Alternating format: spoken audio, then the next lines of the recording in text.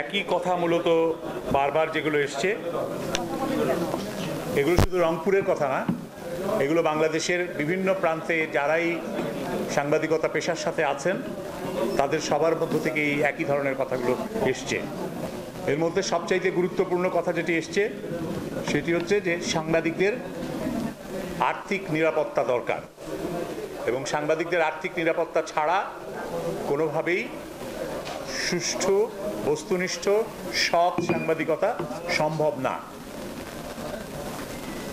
আরও বক্তব্য এসছে যে কোনো প্রতিষ্ঠান তার সংবাদকর্মীদেরকে তার বেতন ভাতা দিতে না পারে তাহলে সেই প্রতিষ্ঠান বন্ধ হয়ে যাওয়া উচিত। এ কথা এখানে অত্যন্ত জোরালোভাবে এসছে। এই বক্তব্য এর আগে অন্যান্য জায়গাতেও একই কথা এসছে যে যারা বেতন ভাতা দিতে পারবে না তারা কেন তাদের প্রতিষ্ঠান চালু রাখে। কোনো প্রতিষ্ঠান তো নিজের পকেট থেকে টাকা লোকসান দেওয়ার জন্য চালু রাখে না, তারা নিশ্চয়ই কোনো না কোনোভাবে সুযোগ সুবিধা পায়, কোনো না কোনোভাবে উপকৃত হয়, লাভবান হয় এবং সেই লাভের কারণেই তাদের প্রতিষ্ঠান খোলা থাকে, প্রতিষ্ঠান চালু থাকে। অতএব যারা বিজ্ঞাপনের রেট বাড়িয়ে নিয়ে উপকৃত হচ্ছেন, লাভবান হচ্ছেন, কিন্তু সেই লাভ পৌঁছাচ্ছে না, একটা জবাবদিহির ব্যবস্থা থাকা দরকার। তারা যদি সাংবাদিকদেরকে বেতন দেন তাহলে তাদের সেই প্রতিষ্ঠান চালানো উচিত না। এই বক্তব্যটা আপনারা খুব জোরালোভাবে দিয়েছেন। আপনার সংবাদ মাধ্যমের সাংবাদিকদের যোগ্যতার প্রশ্ন বেশ গুরুত্বের সাথেই আপনারা তুলে ধরেছেন যে কেউ এখন নিজেদেরকে সাংবাদিক দাবি করছে এবং তাদের অপসাংবাদিকতা, হলুদ সাংবাদিকতার কারণে প্রকৃত সাংবাদিক যারা, পেশাদার সাংবাদিক যারা, তারা ক্ষতিগ্রস্ত হচ্ছেন। এমনকি পেশাদার সাংবাদিকরা সাংবাদিকতার পরিচয় দিতেও এখন অনেক সময় সমস্যায় পড়েন, লজ্জাবোধ করেন। কারণ এমন পরিস্থিতি তৈরি হয় যে পরিস্থিতি কাঙ্ক্ষিত নয় এবং একেবারেই অপ্রত্যাশিত, অপেশাদার সুলভ। সেখানে প্রশ্ন এসছে যে নামমাত্র কাগজ বেরোচ্ছে, অনলাইন পোর্টাল তৈরি হচ্ছে, ভুয়া ডিক্লারেশন নিয়ে আপনার কাগজ বিক্রি বের করা হচ্ছে এবং সারা দেশে উপজেলা পর্যায়ে পর্যন্ত ভুয়া নিয়োগপত্র দেওয়া হচ্ছে। এই নিয়োগপত্রে বেতন কিংবা চাকরির শর্ত থাকে না, কিন্তু এই নিয়োগপত্রে শুধু প্রতিনিধি হিসাবে নিয়োগের কথা থাকে এবং তার পরিচয়পত্র দেওয়ার বিনিময়ে মালিকরা যারা পরিচয়পত্র দিচ্ছেন, যে প্রতিষ্ঠান পরিচয়পত্র দিচ্ছে, নিয়োগ দিচ্ছে, সেই প্রতিষ্ঠান টাকা উল্টো আদায় করে তাদের কাছ থেকে।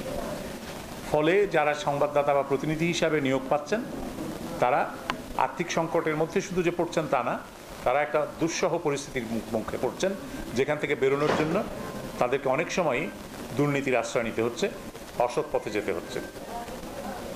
এগুলোর প্রত্যেকটাই একটার সাথে আর একটা সম্পর্কিত। অর্থাৎ পুরো গণমাধ্যম শিল্পে যে পরিস্থিতি বিরাজ করছে, সেই পরিস্থিতির একটার কারণে আর একটার উপরে যে প্রভাব পড়ছে সেটা নেতিবাচক প্রভাব পড়ছে। অর্থাৎ গণমাধ্যম প্রতিষ্ঠান নিজে যেহেতু ভালোভাবে চলছে না, সঠিকভাবে চলছে না, তখন তার কর্মীদেরকেও সে বঞ্চিত করছে। নিজে চলছে না কেন, চলতে পারছে না কেন, সেখানে অনেকগুলো কারণের মধ্যে একটা কারণ হচ্ছে যে অনেক বেশি সংখ্যক গণমাধ্যম প্রতিষ্ঠান, অনেক বেশি সংখ্যক পত্রিকা, অনেক বেশি সংখ্যক টেলিভিশন, এবং এগুলোর মধ্যে কোনো সুস্থ প্রতিদ্বন্দ্বিতা নেই, প্রতিযোগিতামূলক পরিবেশ নেই।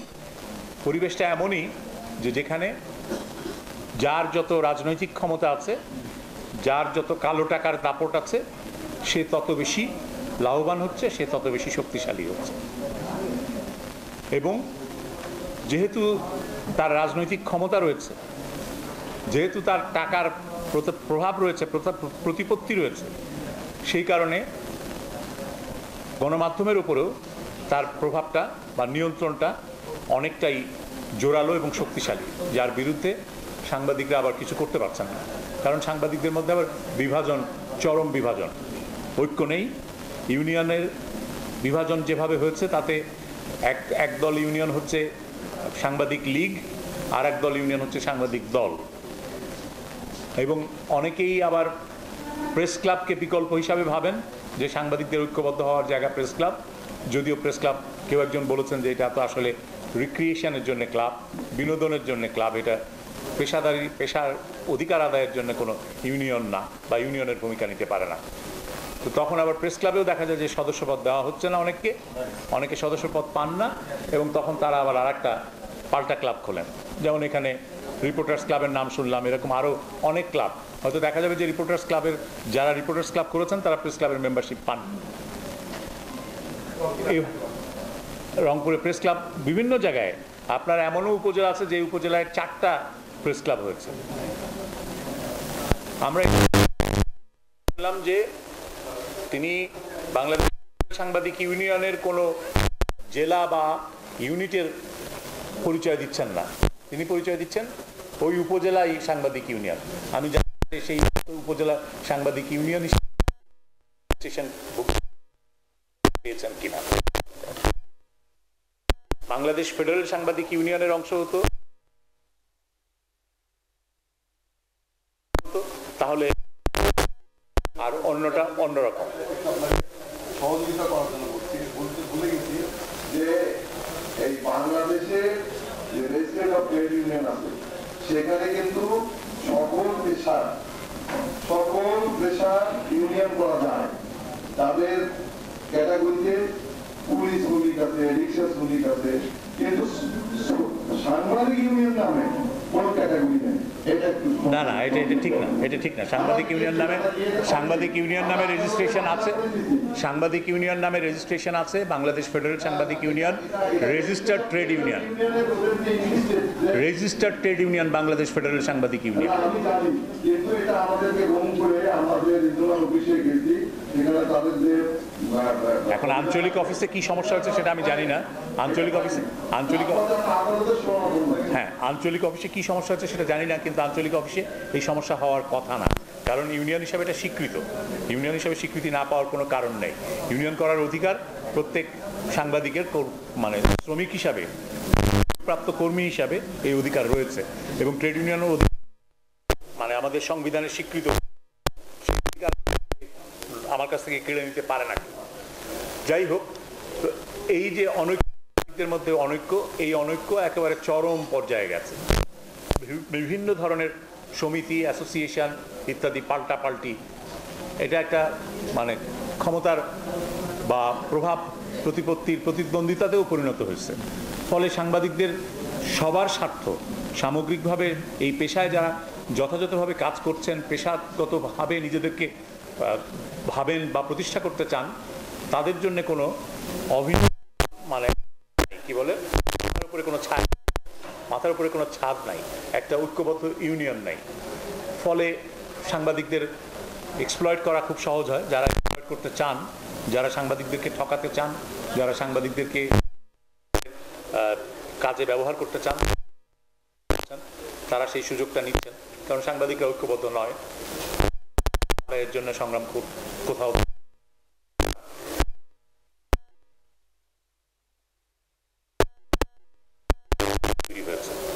বাংলাদেশের বাজারে যতটুকু বা যেই মাত্রায় দর্শক শ্রোতা আছে, যাদের যে চাহিদা, সেই চাহিদার তুলনায় টেলিভিশন খবরের কাগজের সংখ্যাও বেশি। পোর্টাল, এর পাশাপাশি সোশ্যাল মিডিয়া। এখানেই আমাদের কেউ একজন তার বক্তব্যে বলেছেন যে বিগত 15 বছরে আমরা মূলধারার গণমাধ্যম ব্যর্থ হয়েছি বলেই মানুষ সোশ্যাল মিডিয়ার উপরে নির্ভরশীল হয়েছে, অনলাইন মিডিয়ার উপরে নির্ভরশীল হয়ে পড়েছে। হঠাৎ করে যে সমস্ত অনলাইন মিডিয়া গড়ে উঠেছে, সেই সমস্ত অনলাইন মিডিয়ার খবরকে বেশি বিশ্বাস করেছে। এখানেও সমস্যা হচ্ছে যে আমরা মূলধারার গণমাধ্যম ব্যর্থ হয়েছি কেন? মূলধারার গণমাধ্যম ব্যর্থ হয়েছি রাজনৈতিক কারণে, রাজনৈতিক প্রভাব, সরকারের বিভিন্ন স্বৈরাচারী পদক্ষেপ, মামলা মোকদ্দমা আইন দিয়ে বিভিন্নভাবে নিয়ন্ত্রণ এবং নিপীড়নের চেষ্টা, ভয়ভীতি প্রদর্শন। আবার একইভাবে গ্রিড, বড় বড় মালিকদের যে স্বার্থ, অতি মুনাফার লোভ, সেগুলোর থেকে তারা সংবাদ মাধ্যমকে ব্যবহার করেছেন তাদের স্বার্থ রক্ষার জন্য, তাদের স্বার্থের পক্ষে ব্যবহারের জন্য। এবং তখন দেখা গেছে যে মানুষের যে স্বার্থ, মানুষের যে ভোগান্তি কথা না, তাদের কথাই লিখছেন, যে মালিকের ব্যবসায়িক স্বার্থ।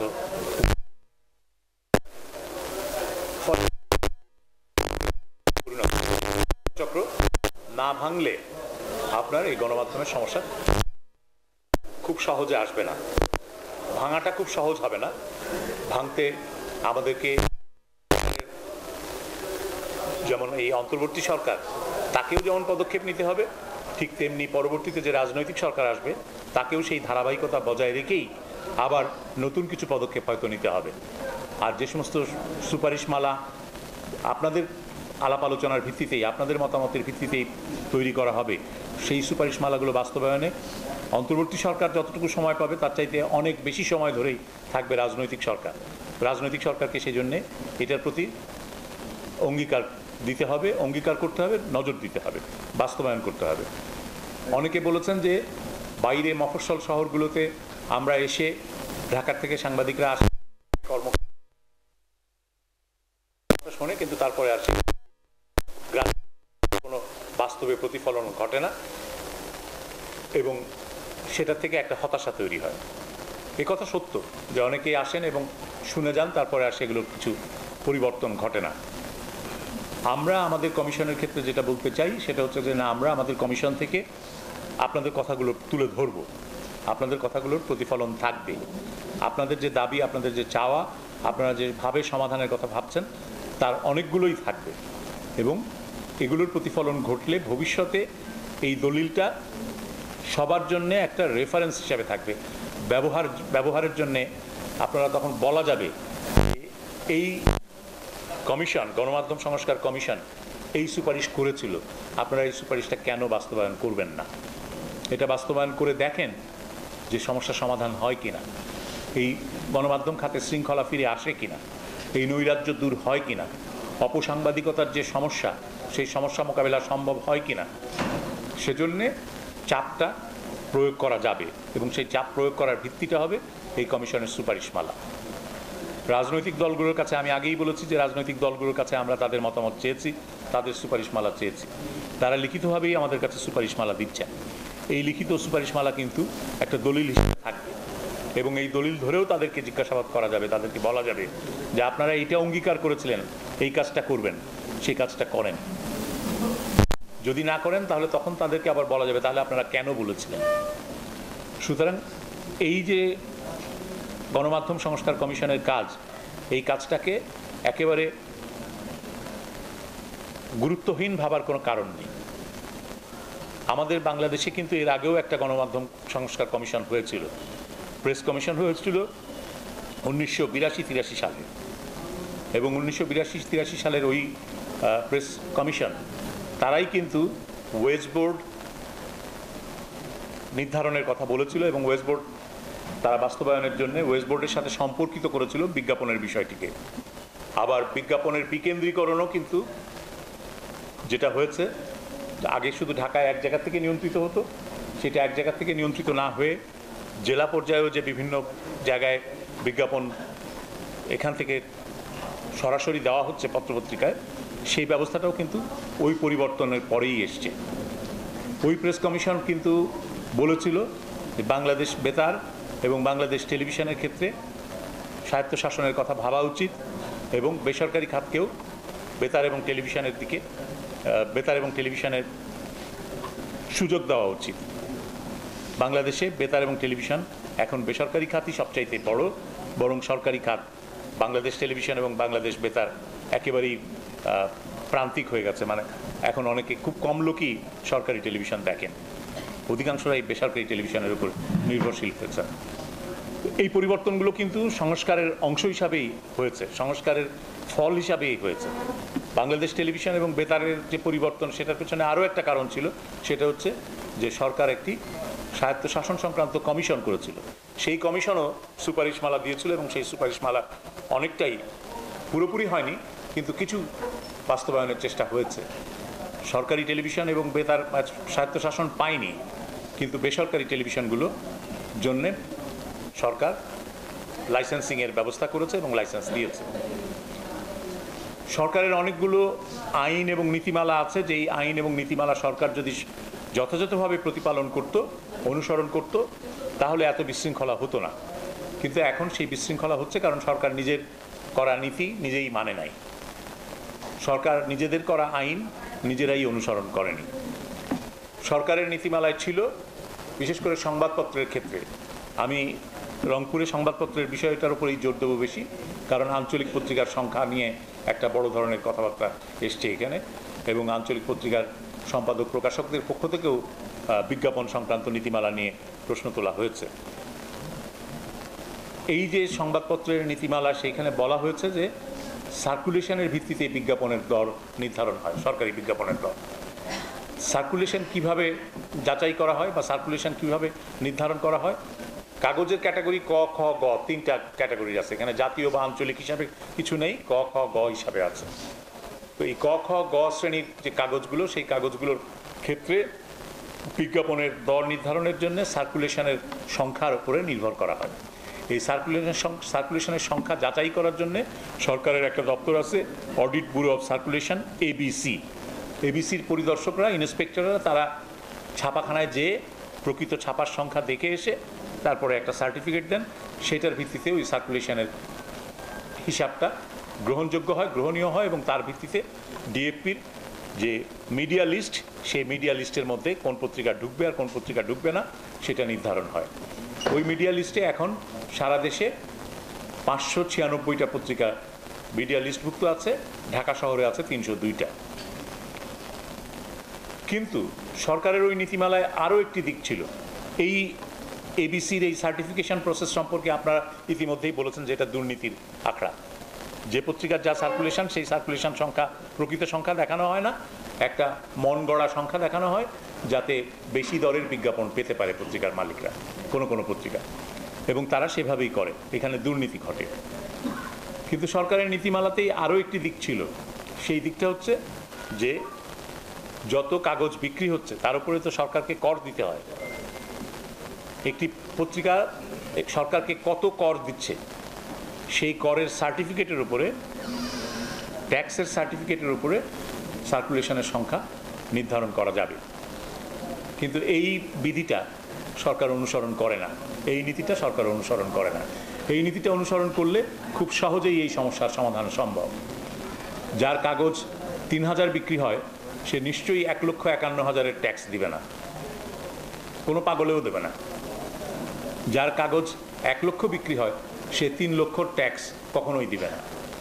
সুতরাং এই ট্যাক্সের সার্টিফিকেটের যে নীতিমালাটা ছিল, সেই নীতিমালার অংশটুকুও যদি সরকার কার্যকর করে, তাহলে এই খাতে, পত্রিকার খাতে অনেক শৃঙ্খলায় ফিরে আসতে পারে।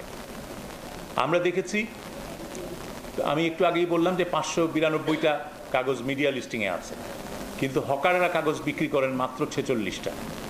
তার বাইরে আর একটি কাগজও কেউ পয়সা দিয়ে কেনে না। তার মানে সেই কাগজের কোনো গ্রহণযোগ্যতা নেই, সেই কাগজের কোনো চাহিদা নেই, সেই কাগজের কোনো বাজার নেই। তাহলে অন্যান্য কাগজগুলোকে, ওই যে আপনারা যে ভাষায় বললেন কি আন্ডারগ্রাউন্ড পেপার, তো সেই আন্ডারগ্রাউন্ড পেপার তারা, তো এই আন্ডারগ্রাউন্ড পেপারগুলোকে তো গণ্য করা উচিত না, এবং পেপারগুলো কোনো ধরনের সুযোগ হিসাবে গণ্য হতে পারে, এরকমই তো হওয়া উচিত। দেখুন, এই রংপুর বিভাগে কাগজের সংখ্যা কত?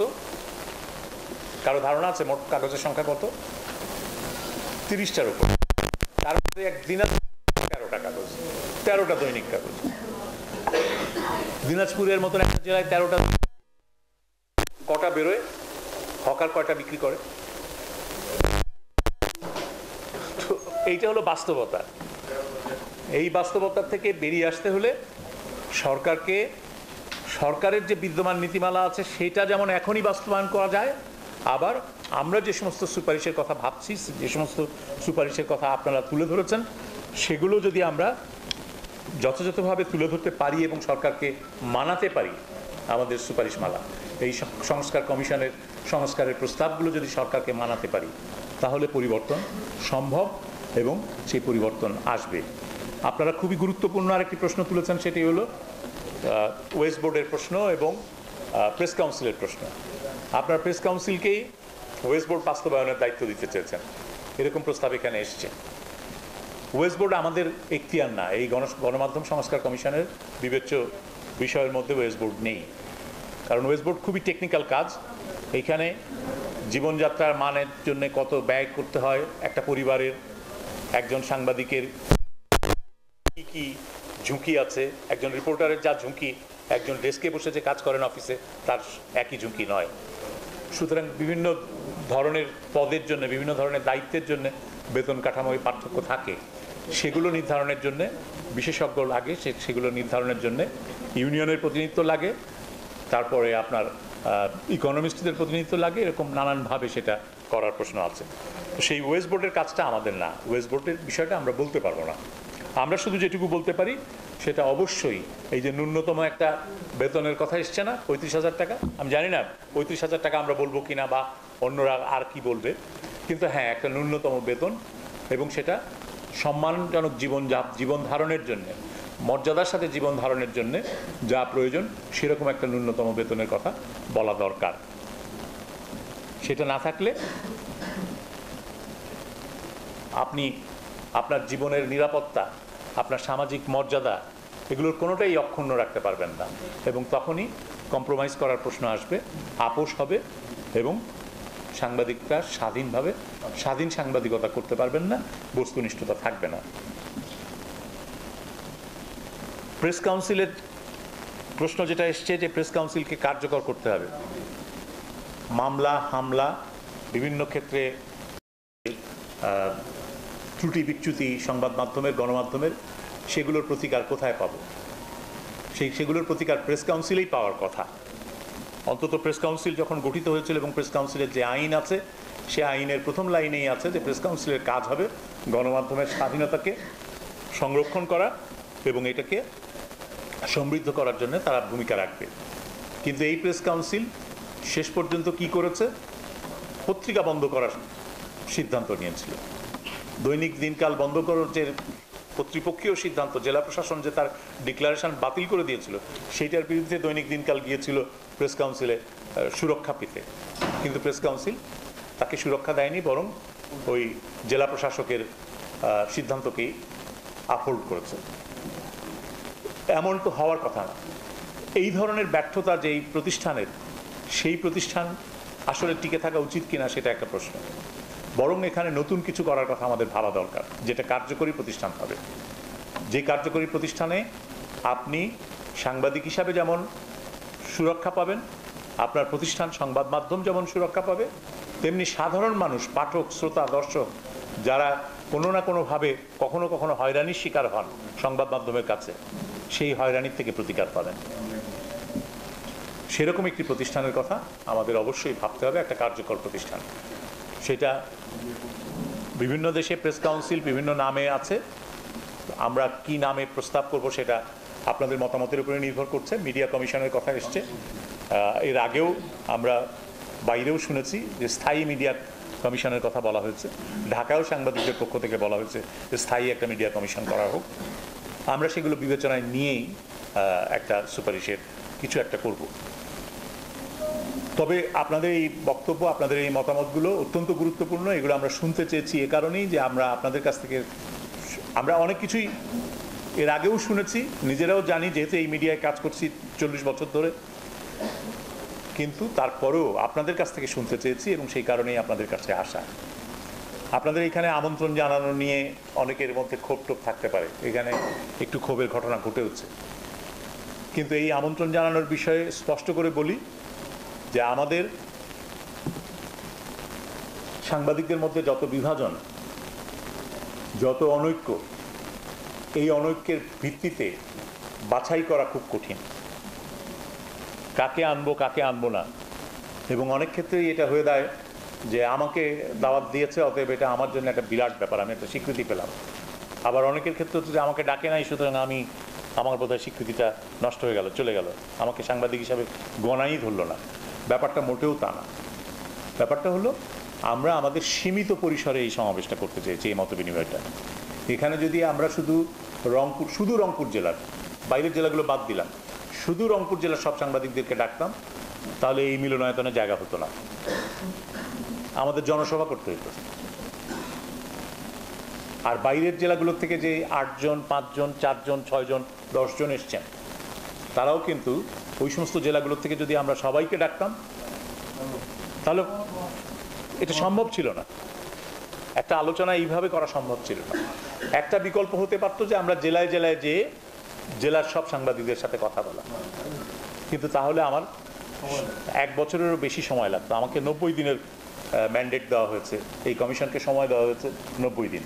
তো 90 দিনের মধ্যে যদি আমাকে কাজ শেষ করতে হয়, তাহলে এইভাবে প্রতিনিধিত্বমূলক একটা ফোরাম দাঁড় করিয়ে সেখানে আলোচনা করাই একমাত্র উপায়, এছাড়া কোনো বিকল্প নেই। এখানে আমরা নির্ভর করেছি জেলা তথ্য কর্মকর্তাদের উপরে। আমরা তাদেরকে বলেছিলাম যে সম্পাদক, প্রকাশক এবং ঢাকা ও স্থানীয়ভাবে যারা কাজ করেন সবার যাতে একটা প্রতিনিধিত্ব থাকে, সেভাবে আপনারা সাংবাদিকদের আমন্ত্রণ জানিয়েন। শুধু আমরা সতর্ক করেছিলাম যে যাদের বিরুদ্ধে হত্যা মামলা আছে ফ্যাসিস্টদের সহযোগী হিসাবে এবং ফ্যাসিস্টদের সহযোগী হিসাবে যারা চিহ্নিত রাজনৈতিকভাবে, রাজনৈতিক কর্মী এবং একই সাথে সাংবাদিক, তাদেরকে বাদ দিয়ে আমন্ত্রণ জানাবেন। সেভাবেই এখানে আমন্ত্রণ জানানো হয়েছে এবং এতে যদি কেউ আমন্ত্রণ না পেয়ে থাকেন তাতে আমরা দুঃখিত। আমরা আমাদের সীমাবদ্ধতার কথা স্পষ্ট করে খোলাসা করে বললাম। আমরা এই কমিশন শুরু করার কমিশনের প্রথম সভায় ফ্যাসিস্ট সরকারের আমলে এই গণ আন্দোলনে যারা নিহত হয়েছেন, বিশেষ করে যে 5 জন সাংবাদিক নিহত হয়েছেন, তাদের স্মৃতির প্রতি শ্রদ্ধা জানিয়ে এবং অন্য সমস্ত যারা হতাহত হয়েছেন তাদের প্রতি শ্রদ্ধা এবং সমবেদনা জানিয়েই আমরা আমাদের কার্যক্রম শুরু করেছিলাম। সুতরাং আপনি যে অভিযোগটা করেছেন যে এটা করতে হবে, করেননি, এটা সব জায়গায় সমস্ত ক্ষেত্রে সময়ের সীমাবদ্ধতার কারণে আমাদের ভেবেচিন্তে অনেক কিছু করতে হয়, সব জায়গায় একই কথা আমরা বলতে পারি না, সেই কারণেই এখানে আমরা এটা বলিনি।